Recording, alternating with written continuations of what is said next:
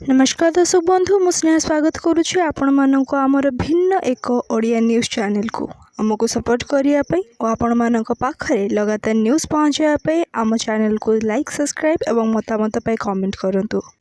India Pakistan final match आज Bharat Pakistan final match जानते जितिले केते मिलिबो टंका। एशिया कप 2025 फाइनल मैच रविवार सेप्टेम्बर 28 तारिख में दुबई इंटरनेशनल स्टेडियम रे खेला जिवो। मैच राति 8टारे आरंभ हेबो। एही टूर्नामेंट रे भारत और पाकिस्तान मध्य तृतीय थर पर सामना सामनी हेबे। सूर्य कुमार यादव को नेतृत्व में टीम इंडिया पूर्व दुईटी मैच जीति। टीम इंडिया एपर्यंत एही टूर्नामेंट रे गोटे भी मैच हारी नाही।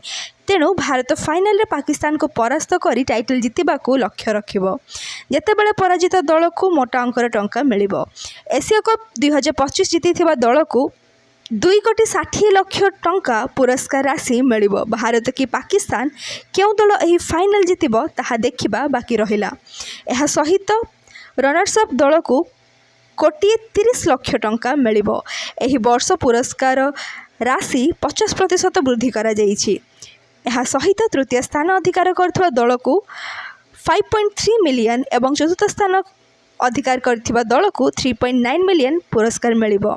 एशिया कप 2025 रे 8टी दल अंशग्रहण करथिले, जेउथिरे ग्रुप पर्याय रे 4टी दल परास्त होइथिले। एहा व्यतीत team India Pakistan Sri Lanka Bangladesh super 4 पई योग्यता अर्जन करथिले। सुपर 4 रे परास्त हेबा पर श्रीलंका एवं बांग्लादेश बाद पड़िथिले।